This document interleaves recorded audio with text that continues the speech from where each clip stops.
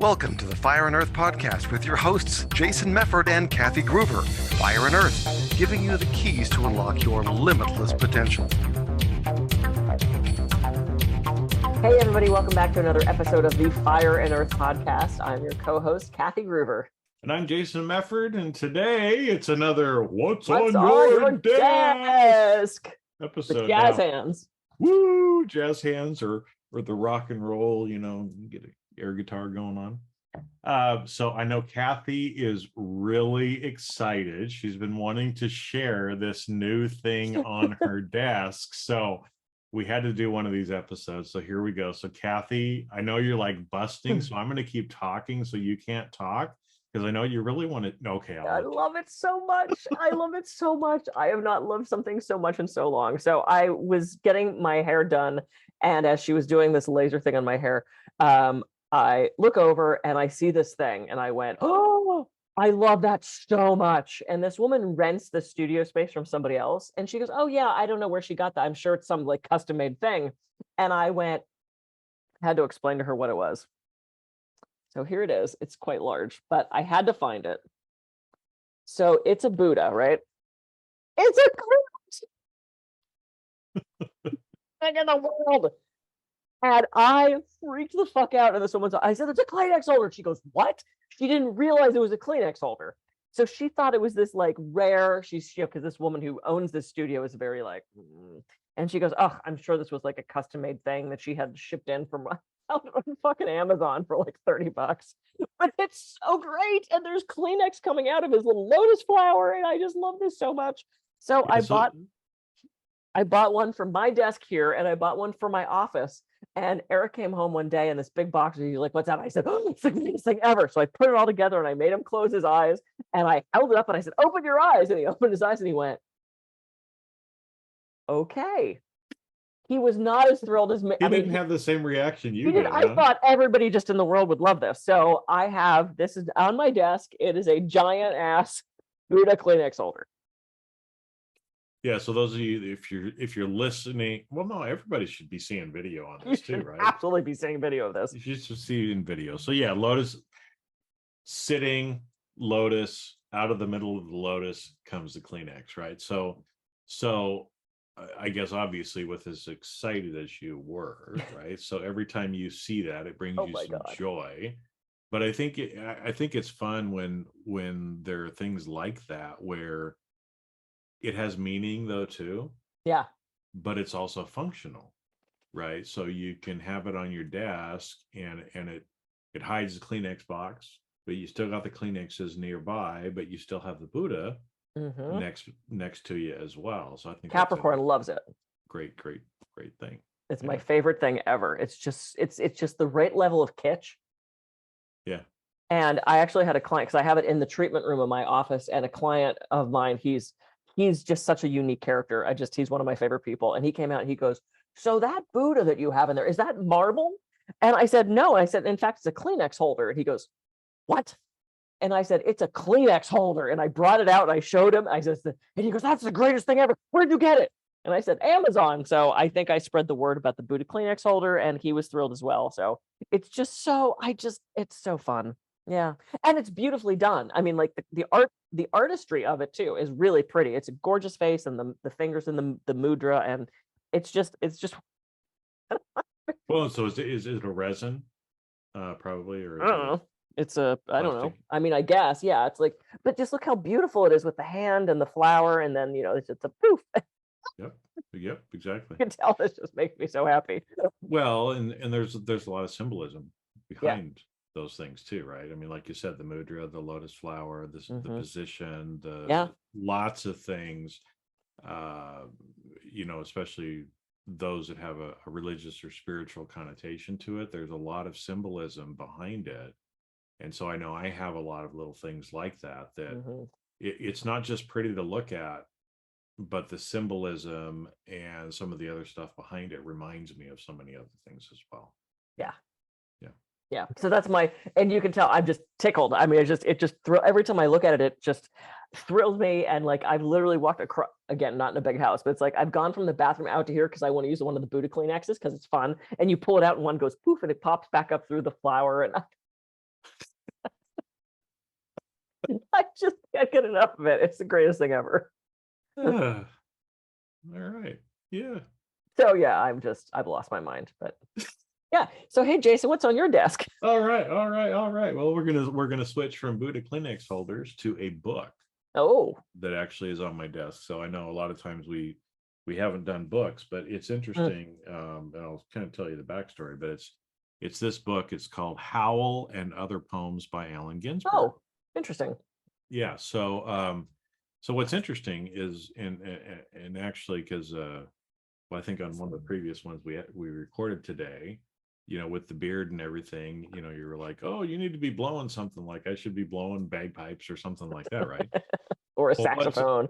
what's funny is, when I started growing this, one of the guys that I do some work with, he told me one time, he's like, you're starting to look like a beat poet. And I'm like, Hmm. damn, I like that, right? Because I actually have a huge appreciation for the beat poets, and a lot of you listening might not know who the beat poets were, but you might have heard of people like Allen Ginsberg and Neil Cassidy and Jack Kerouac and oh gosh, there's about six guys that kind of were known as the beat poets. And so they were these men who'd come back from the Second World War, right? I think all of them served in the war, or about that age, right? So that we're talking 50s. And they were poets, writers, congregated kind of in the San Francisco area. They spent a lot of time in that area.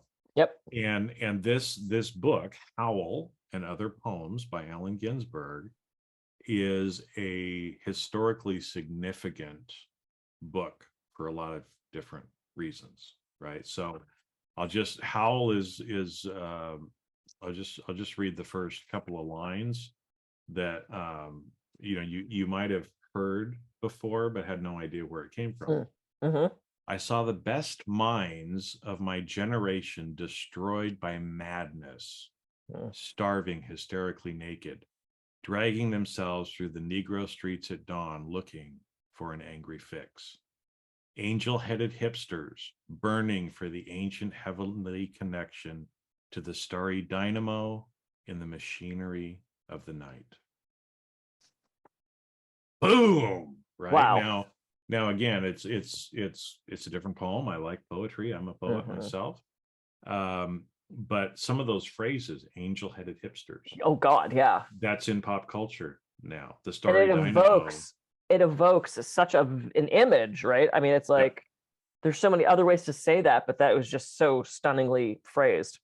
Yeah, and so what's interesting about this book in particular is when Ginsberg wrote it, and it got published by City Light Books in San Francisco. Oh God, yeah, Every time I go to San Francisco, which I'll probably be there in a couple of weeks, I like to go to Cafe Vesuvio, which is right next to City Light Books. And Vesuvio is one of those kind of bar cafe places where a lot of these guys hung out, but a lot of the hippie movement did as well. So they've got pictures all over the place, Dylan, all these different people who were there. And so you walk into a building like that where all these people who've changed history have been. It's just like this surreal feeling, right? Wow. But what's interesting about this book too is, and why I refer to it, actually, one of my friends on his Instagram, he had that first line on his like tagline or whatever. Oh, yeah. You know about Howl? He's like, yeah. So we started talking about it, right? But this book, which was interesting, is when it was published, Ginsberg got arrested, thrown in jail. Because of obscenity. They considered it to be an obscene book because there's a lot of sexual references. Ginsberg was gay, so there's some, homosexual references and other things in it. But it really is a condemnation of the society that we're living in. And so there's that anti-establishment kind of thing too. So anyway, this book ended up getting them thrown in jail. The people from the bookstore thrown in jail. court cases that went all the way to the Supreme Court on obscenity and what was considered obscene and not obscene. Right? Wow. And so this was one of the first cases to really allow much more open freedom of speech. And so it was people like Ginsburg in this poem, people like Lenny Bruce, George Carlin, from a comedian standpoint, that that allowed us to have so much more freedom today. So this book reminds me of all of those things, the gratitude that I have for those people, for this poem. So I'll take my little book with me, and when I stop off in San Francisco in a couple of weeks, I'll have a drink in Vesuvio, and I'll read this book again while I'm there. But it also reminds me of the Beat poets, right? And one thing that a lot of people don't realize is the Beats were a huge influence in the counterculture and the hippies. Sure. They laid the foundation for the Summer of Love and all of that stuff to happen. And a lot of the great rock and roll and music that I love was inspired by some of these Beat poets. So wow, that's really cool. That happened to be on my desk because, like I said, one of my friends, it was on his Instagram, and I pulled it out, and it's gonna stay here until I get to San Francisco in a couple of weeks and take it with me. Oh, that's really cool. And I love the story and the backstory of like your connection to that. And that's really cool. I love that. And I learned stuff because I didn't know much about Allen Ginsberg. So yay. So the other thing on my desk, and I'm actually just going to turn my computer a little bit here. So I have this cork board here that I keep stuff on. But one of the things I do is every time I do a speaking gig, of course, you get, a little name tag thing. And after I do them, I hang them up here on this cork board until I get too many, because then it starts to like tilt. And then I put them in a box. So I have, for the most part, every lanyard that I've ever used for a speaking gig. And I keep that there because, first of all, they're kind of in order. So it reminds me of what I've done already this year and the wide variety of people that I've been able to reach and the messages that I've been able to get out to people. So every time I look over there and I go, oh, there's another name tag of mine, it just sort of reminds me of the success that I've had in being able to share the message of health and wellness and growth and stress reduction and all that stuff with people. And I take such a joy in speaking that it just sort of, every time I look over there, I go, oh, it makes me happy. And it's kind of fun when it starts to get too heavy because then it like all tilts to one side, and I pull them all down and it evens itself back out, and I put them in a big box in the garage. And yeah, so I mean, it's kind of silly, but like I have, and I was just at a birthday party for a 92-year-old who's a huge influence at the Magic Castle, and they had someone doing calligraphy, and that was my name tag. But on the back of it is an old Magic Club card, a membership card that they would have given out to people who were doing their magic classes decades ago. So that's kind of fun too. That one will probably stay up there for a while. But yeah, so it's just all my lanyards for my speaking gigs I like to keep there. And, I have this Kleenex holder. It's really fun. You have a Kleenex holder? I love that thing so much. Not that you're excited about that, right? I'm going to make Buddha, okay. I'm going to make a little lanyard, and I'm going to put it around Buddha's neck. There you go. Make him a little mauler. Yeah. Anyway, but no, I actually, because it's funny as you were talking about the lanyards, because things like that remind you, like you said, right? You look at the lanyard, it reminds you of the experience. You're flashed right back to the hotel or the venue that you were in, and the speech that you gave, and some of the people that you met. I used to do the same kind of thing where I'd usually bring back a magnet or some kind of little trinket kind of thing for from all the different places that I'd been in the world, right? Yeah. To different countries or things like that. Or when I was going to a lot of the baseball parks, I'd always come back with a baseball sure from that particular baseball park, right? And so little things like that are great in helping us to remember some of the things like that we've done. So that's kind of cool. That's a cool idea. Yeah. And you must have boxes and boxes and boxes of those things. I have so many. Yeah. I have so many. And they don't always, they oftentimes they want them back because they recycle them or whatever it is. But so I typically brought them back from starting from 10 or 11 years ago when I did my first one, because I was like, oh my God, my first lanyard. And then it's like, I'm, Capricorn, right? I'm like, well, if I got one, I got to keep all of them now. And I can't possibly at this point get rid of them. It's like my ex-husband was a runner. He used to do marathons, and he always kept his bibs from his Uh-huh. races. And for Yep. the longest time, he would just put them one on top of each other, and he had this whole stack, growing stack of bibs. And I don't know if he still has them. I'll have to ask him the next time I see him if he still has all those running bibs. But at some point, you're like, you have to get rid of some of this stuff because you have to pare down and move and all this crap. But as long as I can, I'm going to keep all my lanyards. Yeah. Very cool. Very Yeah. cool. Yeah. All What's right. your last thing on your desk, Jason? Jason turn is this. That's some sort of. See, I told you should be blowing things. That's some sort of Native American whistle. It made me think of it too, right? So it's a Native American flute. Mm-hmm. And so the story behind this too is that one of the mentors that I work with was kind of telling me a story. I heard a recording of him playing a handpan drum. Oh, wow. Yeah, and I have a handpan over here too, but and he was telling me the story, right, about how he played that, how it kind of channeled through to him, and that somebody wanted it, and so they kept hounding him to buy it from him. Wow. And they kept raising the money, and so finally he sold that handpan to that person, and he was telling me how he regretted it. Right, that he had wished that he hadn't done that. And so I was taking little notes in the back of my head, and I'm thinking I wanted him to be able to play music like that again and not have to have that regret. So I found a handpan that was the same generation, model, tuning of what he had back then. And so it was kind of hard.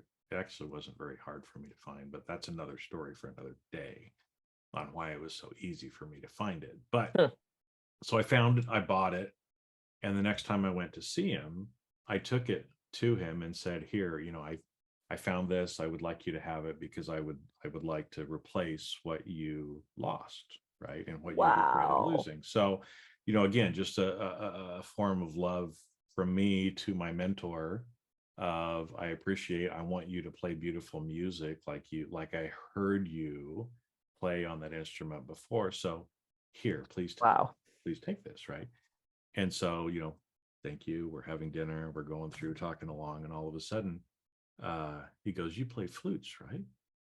And I said, "Yeah, I'm learning. I've got a couple of flutes." He starts asking me about my flutes, and he said, "I have another flute at home. It's yours." And I went, "Oh my gosh, you don't have to do that." So this flute was given to me by my mentor. Wow. It's a flute that he played. He's a holy man. So it means a lot to me. Yeah.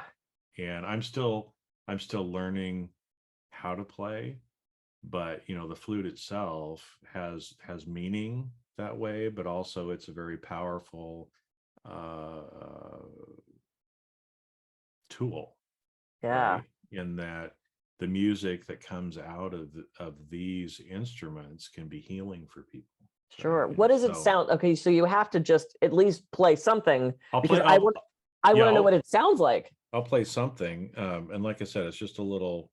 I haven't practiced anything, so again, right? It's like I'm not here to perform. I'm just here to play something. But close your eyes, sit back, whatever. You're going to feel a little bit more relaxed at the end of it anyway. But yeah, here's something that I've kind of been playing with.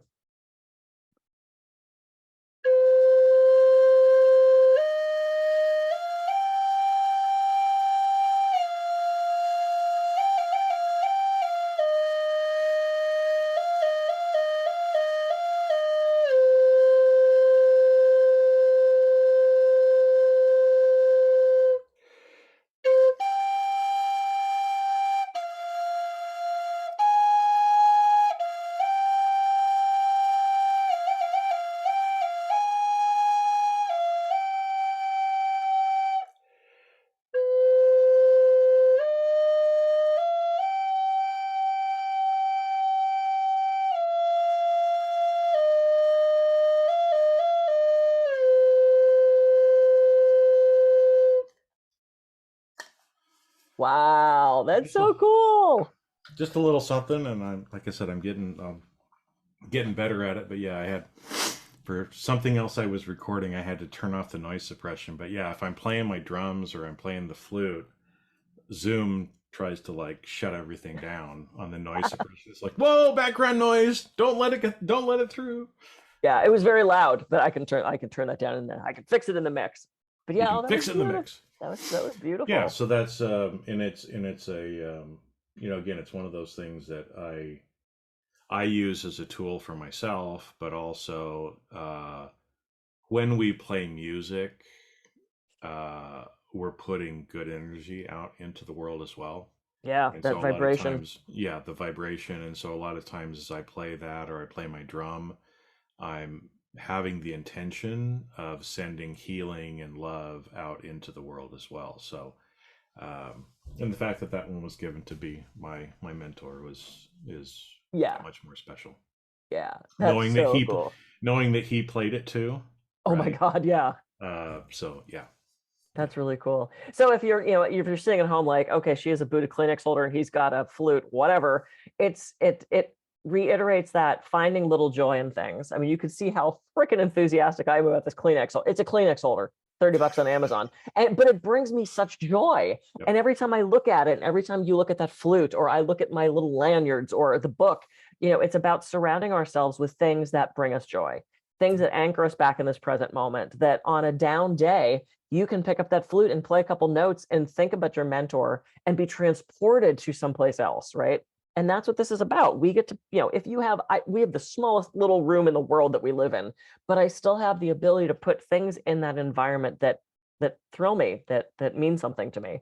So that's why we do these What's on Your Desk, and it's fun. You get to learn something about us after watching us for so many years. So yep, as well, and ideas for you if you want to start putting things on your desk or having things around yourself as well, or even maybe to just look at some of the stuff that you surround yourself with and start asking yourself why, and find some of that simple joy in it. Remember who gave it to you, remember where you were when you got it, different things like that. Because for everybody it's something different, but yeah, we all have a different thing. Cool. Oh, I love these. I love that flute. Thank you for playing that. That was gorgeous. I'm Kathy Groover. I can be reached at kathygroover.com. And I'm Jason Mefford. I can be reached at jasonmefford.com. Go out and have a great week. And we'll see you on the next episode of the Fire and Earth Podcast. See ya. Ooh, Jason.